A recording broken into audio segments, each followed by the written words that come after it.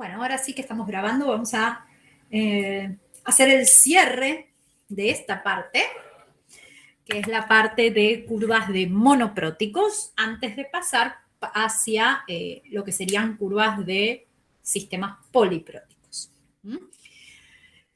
Para poder hacer este cierre, nos vamos a valer de todos los elementos que estuvimos trabajando hasta ahora.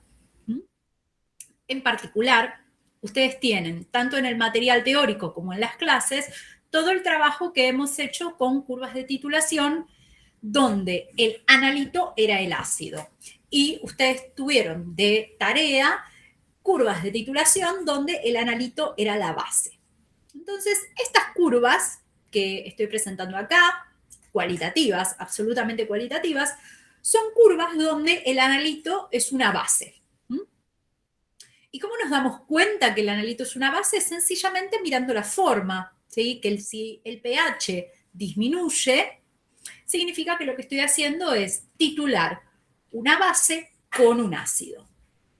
Y en función de la forma, o sea, de la magnitud del salto y cómo se comporta esta curva de titulación antes del punto de equivalencia, yo me voy a poder dar cuenta si estamos frente a un sistema fuerte-fuerte o débil-fuerte.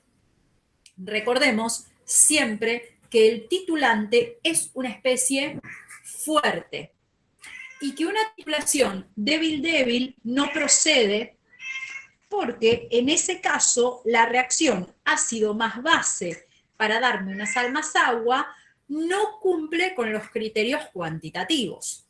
¿Sí? ¿Se acuerdan cuáles eran los criterios cuantitativos para yo poder hacer una titulación? O sea, ¿qué tenía que tener esta reacción de titulación para yo poder usarla como una determinación cuantitativa? Tenía que ser irreversible, bien. ¿Qué más? Tiene que ser rápida, bien.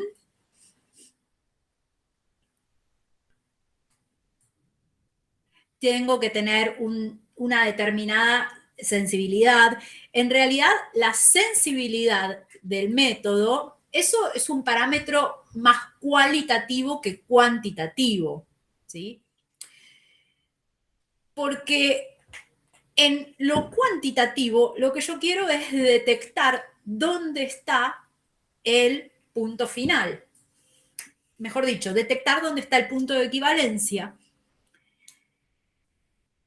Pero yo en el laboratorio, ¿sí? No me quiero meter demasiado en lo que es TP, pero en el laboratorio recordemos que nosotros no podemos determinar puntos de equivalencia, lo que determinamos son puntos finales. Y lo que nosotros necesitamos es elegir apropiadamente el indicador de forma tal que el punto final de la titulación esté lo más cercano posible al punto de equivalencia, ¿sí? La sensibilidad es un concepto cualitativo. Cuantitativamente, uno realiza un análisis con una elección de indicador del punto final que tiene que ser una elección crítica. Y es por este motivo que nosotros estudiamos las curvas de titulación desde el punto de vista teórico, porque nosotros necesitamos saber dónde está el punto de equivalencia y en particular qué tan pronunciado es el salto alrededor del punto de equivalencia, ¿sí? Y acá es donde empieza la comparación entre lo que es un analito fuerte, como es este caso, que es una base fuerte, y un analito débil, como este caso, que es una base débil. Cuando yo tengo un analito fuerte, yo tengo un salto alrededor del punto de equivalencia que es muy grande, ¿sí? Este salto me permite tener gran libertad en la elección del punto final, del indicador del punto final. ¿Por qué? Porque el indicador del punto final, ¿sí? Considerando, por ejemplo, que el punto de equivalencia, este sería el pH de equivalencia, esté ahí, y este es el volumen de equivalencia, fíjense que bastantes unidades por encima y bastantes unidades por debajo, yo estoy manteniéndome en un rango prácticamente lineal. Entonces, mi rango para poder elegir el indicador, el rango de trabajo del indicador es muy amplio. Y eso me permite cierta libertad en la elección de los indicadores, ¿sí? Esta es una curva fuerte. Entonces, ¿el pH de equivalencia cuál es? 7. El pH de equivalencia es 7, ¿sí? Y recordemos que el indicador clásico, típico para curvas del tipo fuerte es la fenoftaleína, ¿sí? El indicador que se suele usar es la fenoftaleína. ¿Por qué se utiliza tanto la fenoftaleína? ¿Qué tiene de práctico la fenoftaleína? A diferencia de otros indicadores, es que la fenoftaleína tiene un cambio de color muy marcado. ¿Por qué pasa? En el caso del pH básico, estamos en un color rosa y en el pH ácido es completamente incoloro. Entonces es un cambio extremadamente brusco. Y siempre lo que uno intenta es que el indicador a elegir sea aquel que tenga un cambio lo más brusco posible. Cuanto más brusco es ese cambio, más fácil va a ser en el laboratorio determinar el punto final. Y si no lo recuerdan, yo se los digo, el indicador, la fenoftaleína, tiene un rango de viraje que está entre 7 y 10. Entonces, ¿por qué lo puedo usar? Justamente porque en esta curva tengo todo este rango donde lo puedo usar. ¿Sí? Bien. En cambio acá, fíjense que el punto de equivalencia va a estar acá, ¿no? Porque el punto de equivalencia, cuando estamos hablando de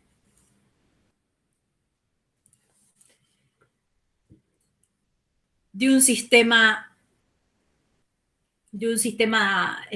débil fuerte, el pH de equivalencia va a ser el pH de ¿qué? ¿De qué especie?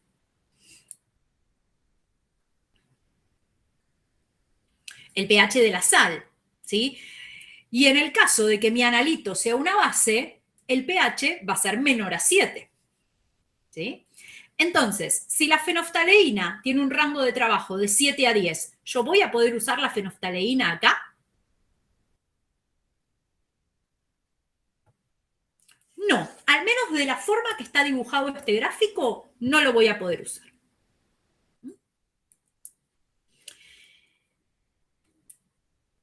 Porque, fíjense que el salto acá es bastante más pequeño, entonces yo me voy a tener que mantener en ese rango, ¿sí? La elección del indicador depende del salto. Un salto grande me da mucha flexibilidad al momento de trabajar en el laboratorio. Un salto pequeño acota las posibilidades de elección del indicador. Acotan que quizás la eliantina sea útil, quizás sí. Formalmente yo debería conocer el valor de la constante para poder calcular este pH. Esto es todo cualitativo, o sea, es un análisis cualitativo, no estamos trabajando con valores, pero tiene que ver con un problema que tuvieron muchos, y es que no supieron reconocer qué teníamos en cada uno de los sectores que a mí me interesan de una curva de titulación, ¿sí? Acuérdense que los puntos son siempre los mismos. No estamos hablando de puntos diferentes. Siempre van a ser los mismos. Siempre es el pH en el punto inicial, el pH en la zona antes del punto de equivalencia, el pH en el punto de equivalencia y el pH después del punto de equivalencia. Las 4 zonas son siempre las mismas, no hay diferencia en ese sentido. El tema es que ustedes tienen que ser capaces de reconocer qué especies están adentro del Erlenmeyer en cada una de estas zonas. ¿Sí? Y ahí es donde hubo varios que cometieron errores. Entonces, vamos a hacer a modo de conclusión qué es lo que tenemos en cada uno de estas dos curvas, ¿sí? Que van a ser curvas base-ácido, fuerte, fuerte, débil, fuerte. En el punto inicial, ¿qué es lo que tengo?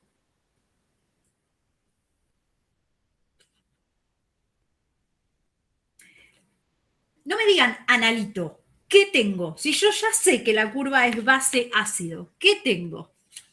La base, exactamente. Acá tengo la base.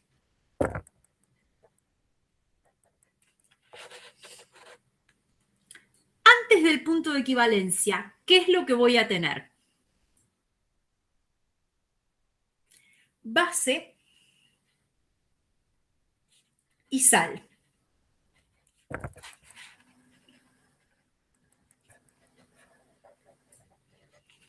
En el punto de equivalencia, ustedes ya me habían dicho que teníamos la sal. Después del punto de equivalencia, ¿qué tenemos? La sal y el ácido.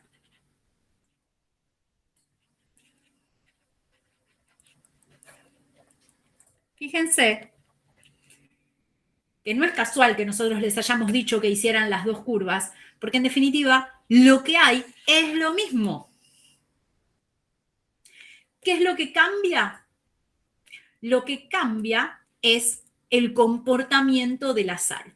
En este caso, en el sistema fuerte-fuerte, ¿la sal cómo es? ¿Es una sal ácida, básica o neutra? Es una sal neutra. ¿Sí?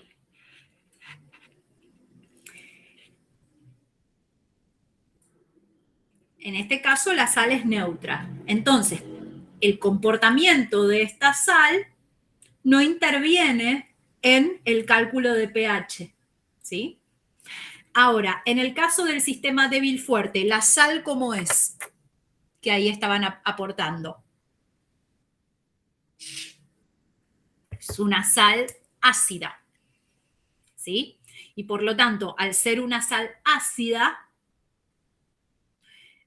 va a afectar el pH del sistema. Entonces, eso tendré que analizar en cada una de estas situaciones qué es despreciable y qué no. ¿Sí? En particular, después del punto de equivalencia, acá, ¿cuál es el tema? El aporte, ¿sí? Esto funciona como si fuera una mezcla entre un ácido débil y un ácido fuerte. El aporte que realiza este ácido al medio es despreciable frente al aporte que realiza el exceso de ácido fuerte. ¿Sí? Esto se trabaja como una mezcla. Y entonces, si bien en el balance de masa y en el balance de carga esto se exhibe, realizando la justificación correspondiente, yo puedo despreciar el aporte de la hidrólisis ácida. Y lo puedo despreciar utilizando principio de Le Chatelier, sencillamente con una oración bien escrita. En tanto acá, el aporte de esta sal me genera en ciertas condiciones que yo esté en una condición de solución reguladora. ¿Sí? Pero, y esto lo habíamos trabajado mucho en nuestro último encuentro, no en todos los puntos voy a estar en condiciones reguladoras. De hecho, puede ser que en ningún lugar me encuentre en condiciones reguladoras, ¿sí? Porque para poder hablar de una solución reguladora tenemos que hablar de ciertas condiciones que se deben cumplir. Entonces, cuando yo estoy en esta situación donde tengo una base y una sal, más allá de que la descripción cual y cuantitativa del sistema sea siempre la misma, porque las reacciones van a ser las mismas, el balance de masa y el balance de carga va a ser siempre el mismo, el problema que viene al momento de resolverlo es matemático. Tengo demasiadas ecuaciones, demasiadas incógnitas. Y muy pocas cosas van a ser despreciables. Entonces, ¿de qué manera habíamos dicho no nos volvamos locos para resolver este punto? ¿Cuál era el punto que sí podíamos resolver?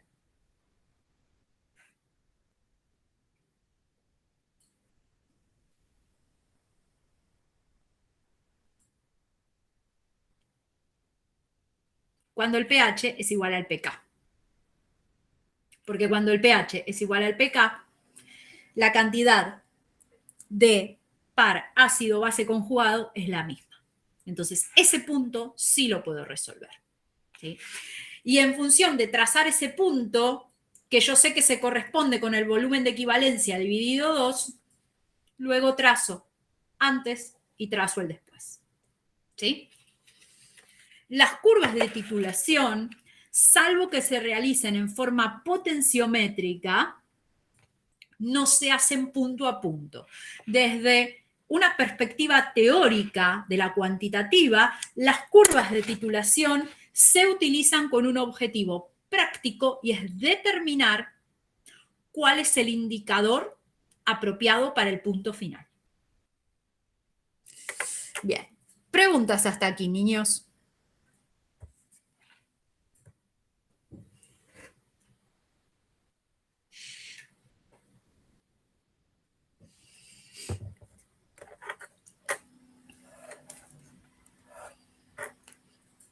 ¿Hay preguntas? ¿No hay preguntas? ¿No hay ninguna pregunta?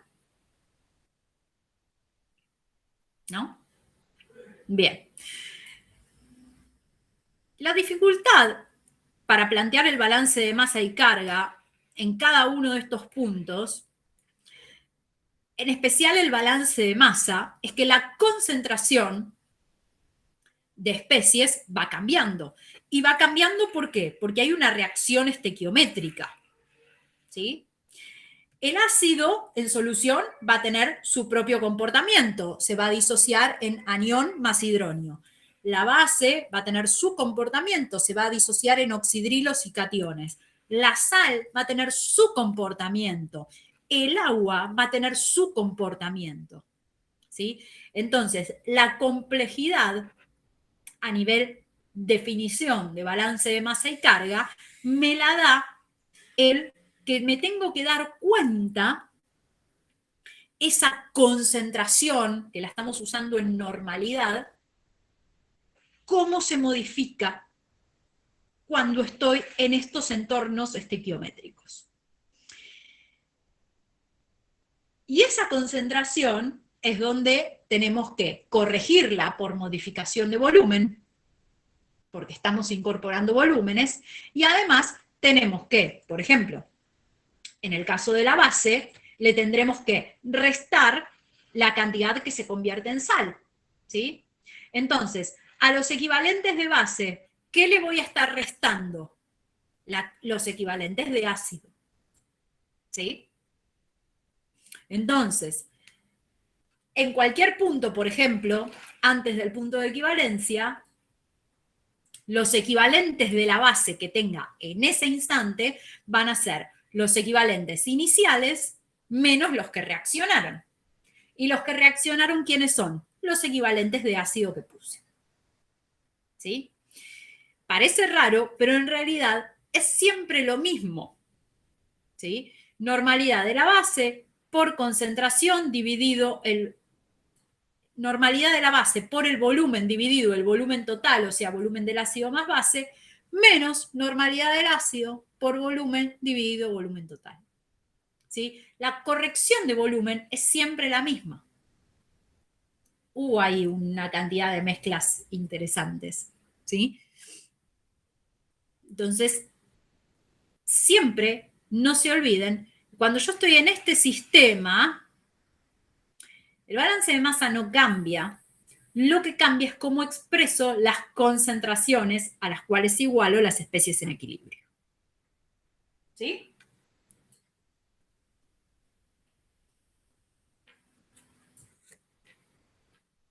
El volumen total nosotros lo tenemos que poner porque es lo que expresa el volumen que tengo dentro del Erlenmeyer, ¿sí? Porque yo dentro del Erlenmeyer voy a tener el ácido más la base. Entonces, hay un efecto de dilución y por eso es que tengo que referirlo entre el volumen de ese componente que va en el numerador dividido el volumen de ácido más base, que sería el volumen total, en el denominador, ¿sí? Para poder aplicar el factor de dilución correspondiente.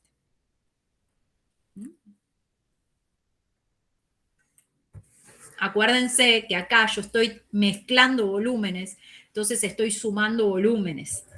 ¿Sí? ¿Quedó claro esto?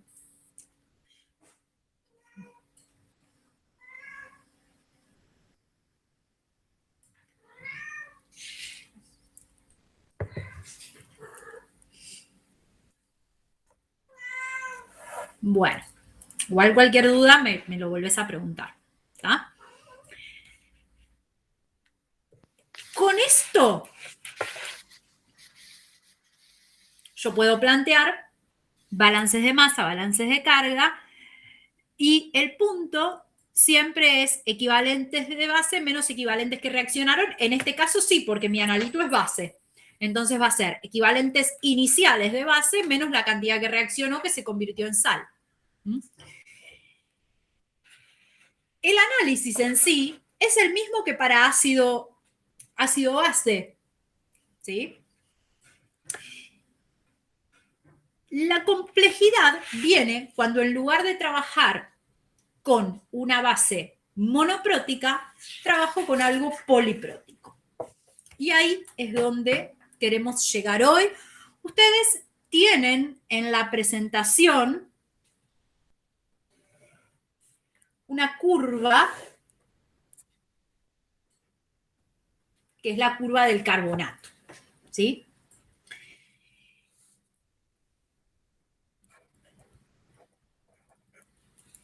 ¿Y por qué trabajamos con la curva del carbonato? Porque es un sistema que nos permite titular mezclas, ¿sí? Acuérdense que cuando estamos trabajando con mezclas, tenemos que tener ciertas consideraciones. Entonces, antes de entrarnos en las mezclas, en particular las mezclas alcalinas, que es el último tema de ácido-base que vamos a ver en Quanti, vamos a empezar con un sistema donde tengamos una sal básica. Y en particular la sal básica va a ser esta, carbonato de sodio. El carbonato de sodio es una sal básica. El carbonato de sodio en agua, como cualquier sal de sodio, se disocia completamente.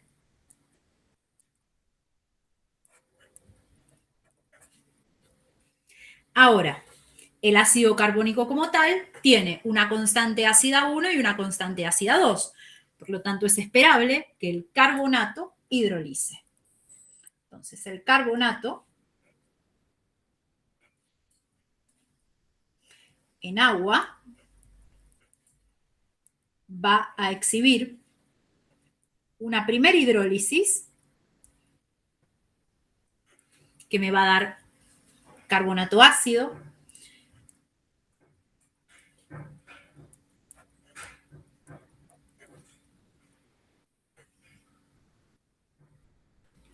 más oxidrilos, y a su vez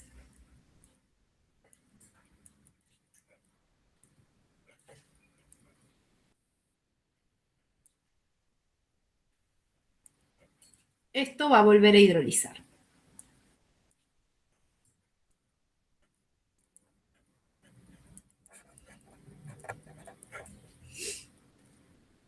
¿Sí?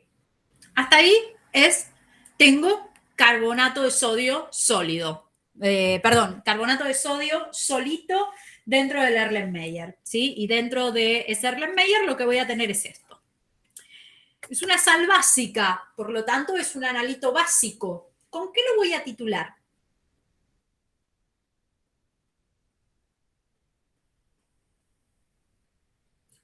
Con un ácido. Bien, ¿fuerte o débil?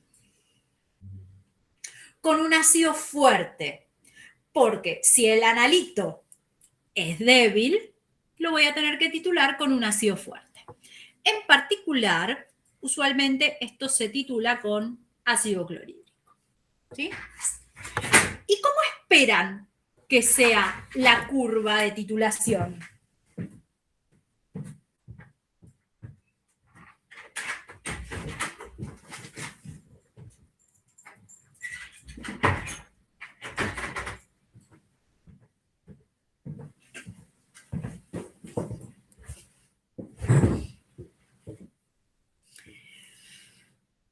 Bueno, a nivel teórico está muy bien lo que están diciendo.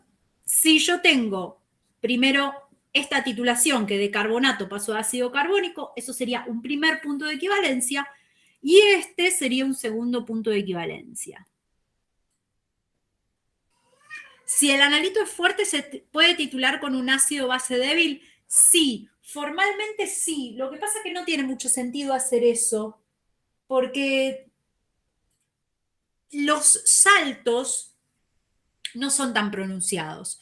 Entonces siempre se prefiere usar fuerte, fuerte, sistema fuerte, fuerte. ¿Mm? Entonces, vamos a ver cómo sería cualitativamente esto. Yo tengo un pH inicial, que va a ser el pH de ¿qué? El punto inicial. El pH del carbonato de sodio, muy bien.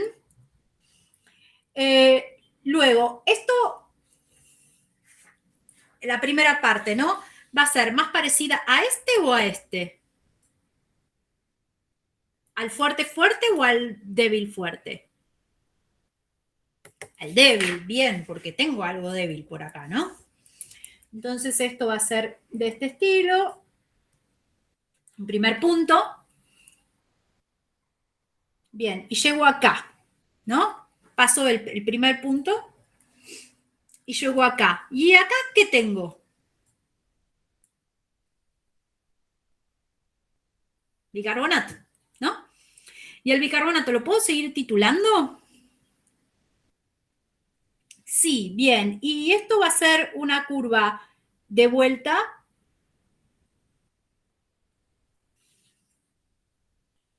Estilo así, ¿no? Entonces, yo acá, vamos a empezar a escribir un poquito. Yo acá tendría en este punto inicial, tengo el carbonato. ¿Mm? Acá que tendría el sistema carbonato-bicarbonato. En el primer punto de equivalencia, ¿qué es lo que tengo?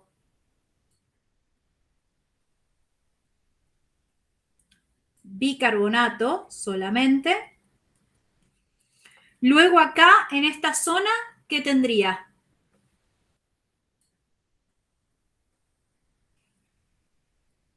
Bicarbonato ácido carbónico. Y en este punto tendría todo como ácido carbónico. Y acá, en esta última parte, tendría ácido carbónico más ¿qué? Más el titulante.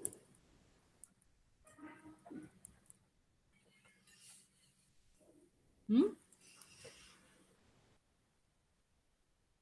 Puede ser ácido clorhídrico, usualmente se usa ácido clorhídrico.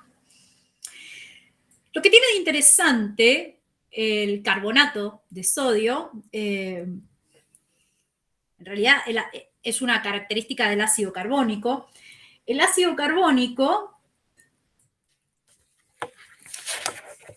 tiene una pKa1 de 6, una pKa2 de 10.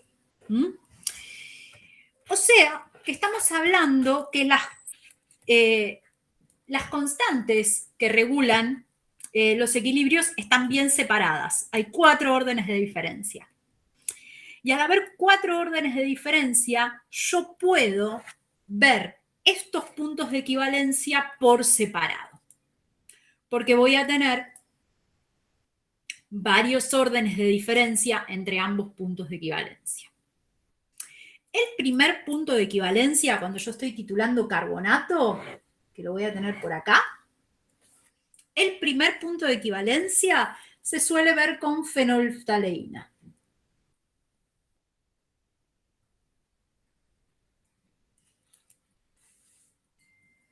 ¿Sí? En tanto, el segundo punto de equivalencia, que lo suelo tener por acá, se suele ver con heliantina.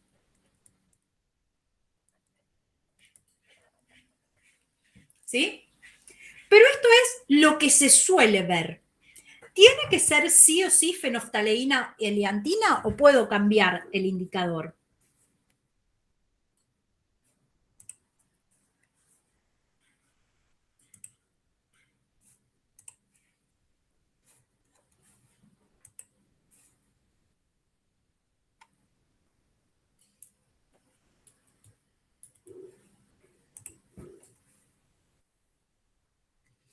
El indicador puede variar, exactamente, ¿sí?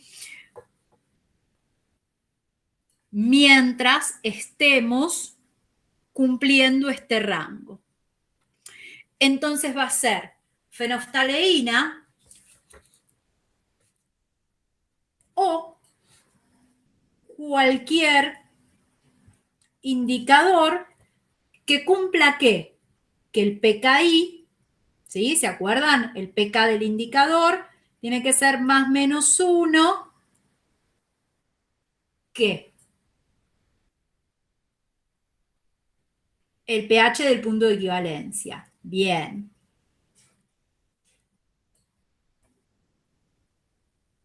Bien. Y acá es lo mismo. Va a ser fenoftaleína o cualquier indicador que cumpla que el PKI más menos 1 el pH de equivalencia. ¿Sí? Entonces, fíjense lo importante que es entender cuál es el punto de equivalencia, el pH del punto de equivalencia.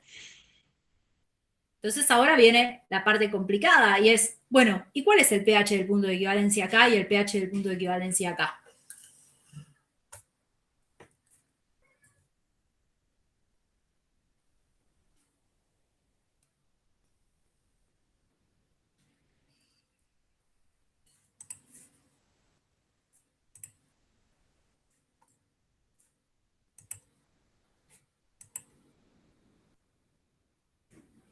Para calcularlo, vayamos al primero, ¿eh?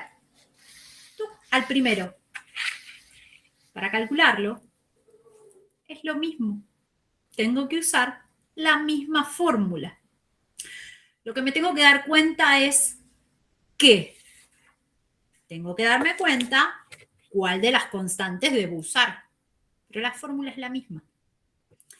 Esto, al igual que pasaba cuando lo estudiábamos y hacíamos el pasaje de monopróticos a polipróticos, el sistema siempre es el mismo y siempre se va estudiando de una disociación a la vez. Nadie les pide que hagan las dos disociaciones al mismo tiempo porque no tiene sentido químico. Pero entonces, para calcular este pH, lo que tienen que darse cuenta es cuál es la constante que tienen que usar. ¿Y la constante cuál va a ser? La constante de esta reacción. Para calcular este pH, ¿qué es lo que tienen que hacer? Usar la constante de esta reacción. ¿Sí? Y por algo las escribí. Porque estas reacciones eventualmente toman lugar. ¿Mm? Bien, ¿preguntas hasta aquí, pequeños? Yo los leo.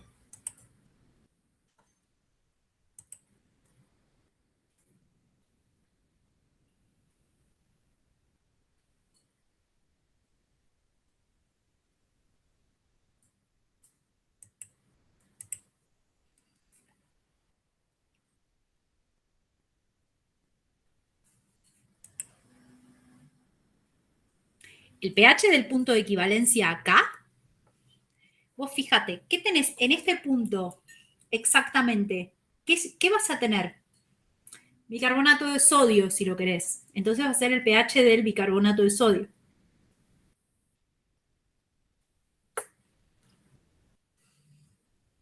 ¿Sí? Carbonato todavía no vas a tener en cantidades apreciables. Las cantidades apreciables las vas a tener acá. En este punto, un poquito de carbonato de ácido carbónico vas a tener, porque vas a tener esta hidrólisis de acá, ¿sí? Pero en definitiva, el pH acá, en este punto, en el primer punto de equivalencia, va a ser el pH de la sal, ¿sí? O sea, se mantiene esto. El cuadrito que hicimos al principio se mantiene. En el punto de equivalencia va a ser el pH de la sal. El tema es, ¿qué sal? Va a ser el bicarbonato de sodio.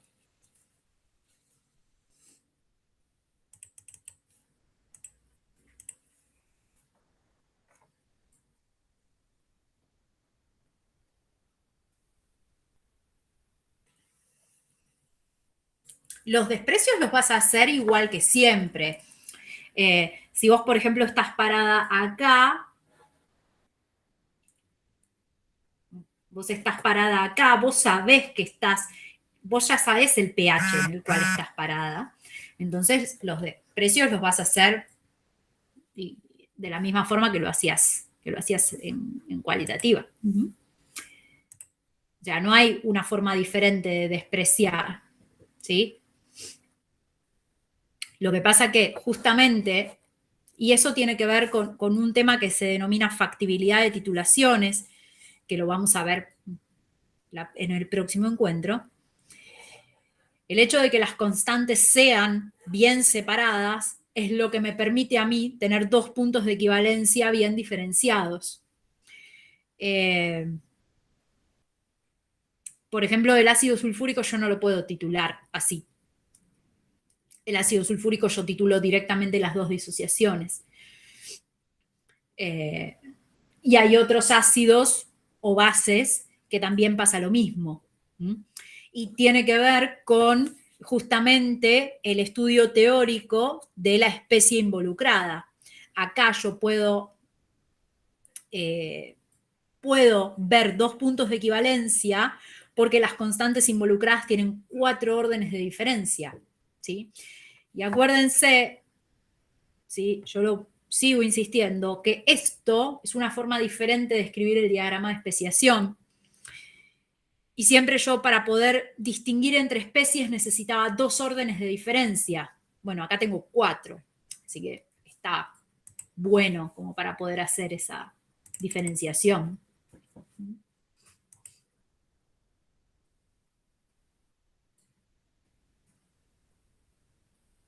Sí, es exactamente lo mismo acá y acá que lo que pasaba acá. Puede haber en todo este rango, dependiendo la concentración inicial, puede haber algún punto en el cual yo tenga un sistema regulador. ¿Sí? Pero el hecho de que esto en bibliografía muchas veces se denomine zona buffer, no necesariamente significa que yo tengo una solución reguladora. Puede ser como no, porque recuerden, y lo vuelvo a decir, soluciones reguladoras tiene una determinada serie de condiciones que no siempre se cumplen en ese pedacito.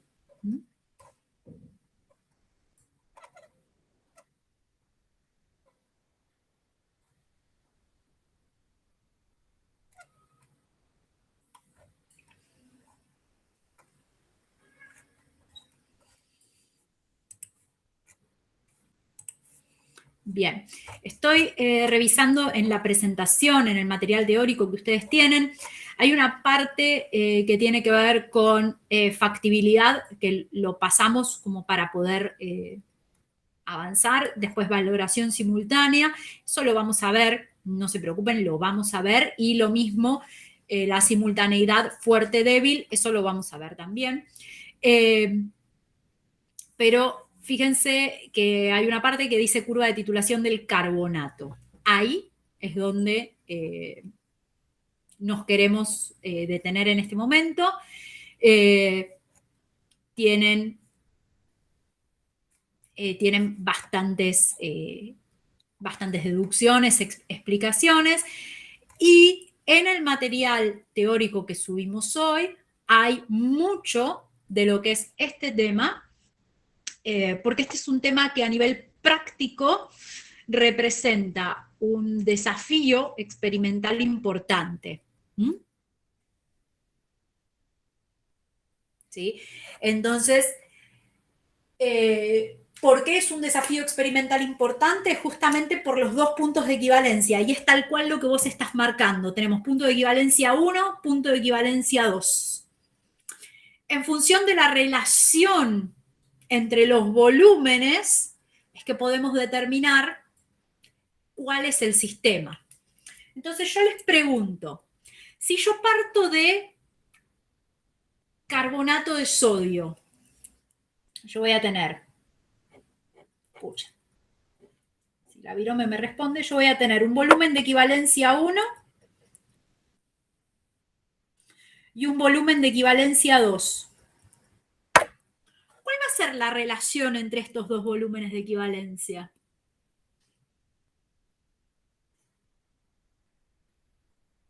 Este es el punto de equivalencia 1, este es el 2. El doble, exactamente.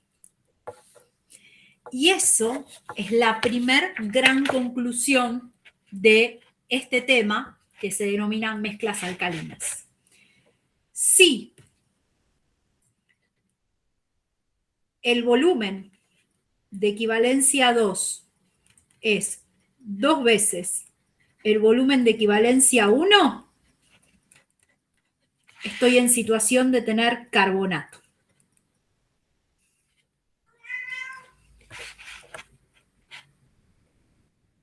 ¿Sí? Primera gran conclusión de este tema. Ahora, si yo tuviera más del volumen de equivalencia 2, si este fuera más grande, ¿quién estaría en el medio también? ¿Qué tendría este sistema?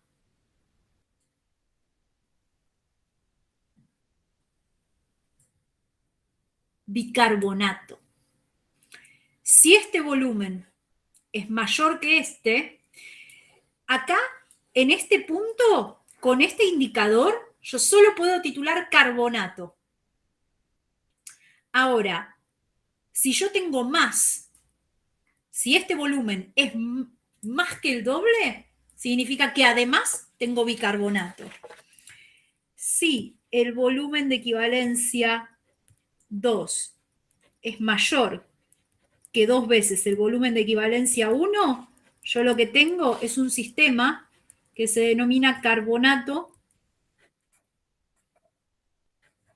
bicarbonato.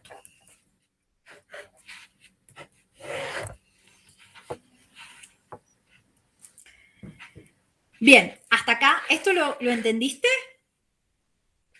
Sí, bien. Entonces, párate primero acá, ¿eh? Acá. Yo acá nada más titulo el carbonato y lo transformo todo a bicarbonato. ¿Sí? Eso me da un volumen de equivalencia. ¿Está bien? Perfecto. Después yo sigo titulando, pum, y llego acá. El segundo punto de equivalencia. Y me encuentro que este volumen es el doble que este. ¿Sí?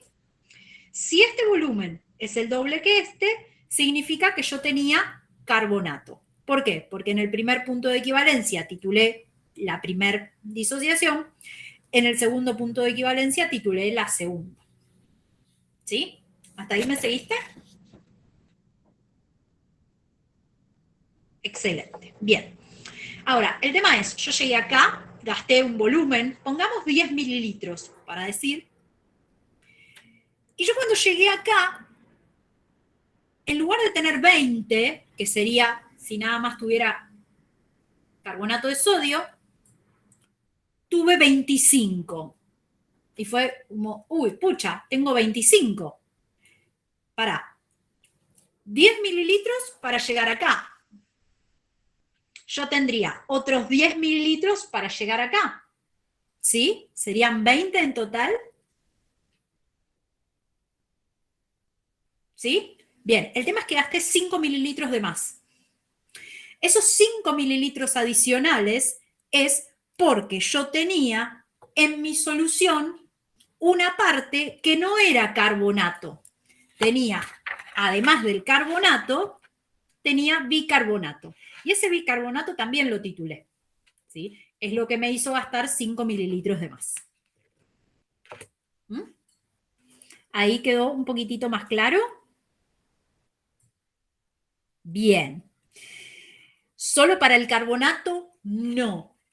Esta clase de sistemas, para cualquier sistema poliprótico cuyas constantes de disociación estén separadas, yo siempre voy a poder trabajar de esta manera. Por ejemplo, esto mismo para el arseniato lo puedo elaborar. ¿Mm? Sí, siempre se va a neutralizar la especie más básica porque, a ver, no puedo obviar la química de lo que está ocurriendo. O sea, lo que está ocurriendo es esto. Yo esto no lo puedo evitar. ¿Mm? Entonces siempre se va a neutralizar primero la especie más básica. ¿Sí? De hecho, en la guía, volviendo al tema de si es solo para carbonato, en la guía hay ejercitación que tiene que ver con arseniato, con fosfatos, porque no es que solamente es para esta especie. Uno lo analiza para estas especies porque esto es un método, se llama método de Wadler, está en bibliografía, eh, y está muy estudiado. ¿Sí? Ahora, a nivel teórico, no es el único sistema en el cual yo pueda aplicar esto.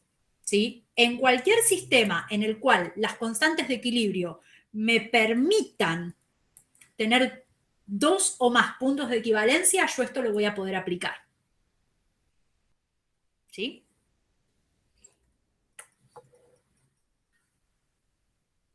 En cualquier sistema.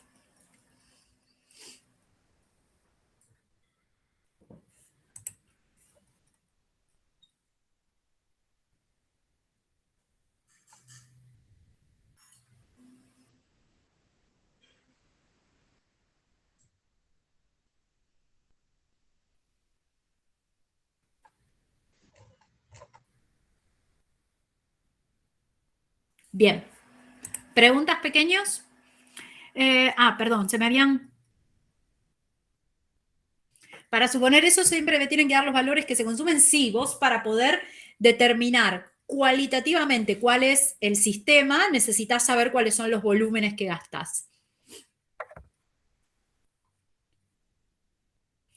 Y las constantes tienen que estar lo suficientemente alejadas como para que yo pueda distinguir los puntos de equivalencia. Si las constantes están muy cerca, yo no voy a tener dos puntos de equivalencia. Voy a tener uno solo.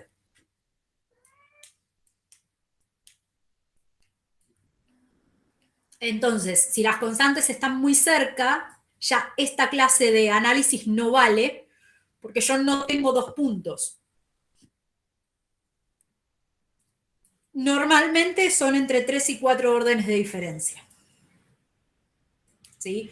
Porque piensen que estamos hablando de titulaciones de tipo volumétrico, no potenciométrico.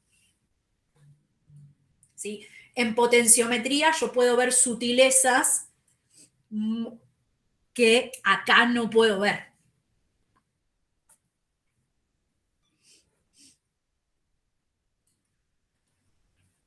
Bien.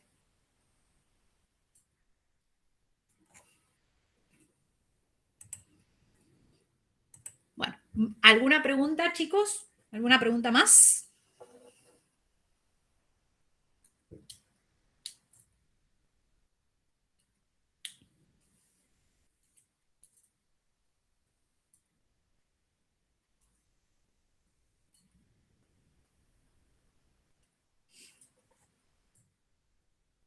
¿No? Si no hay más preguntas, cortamos acá.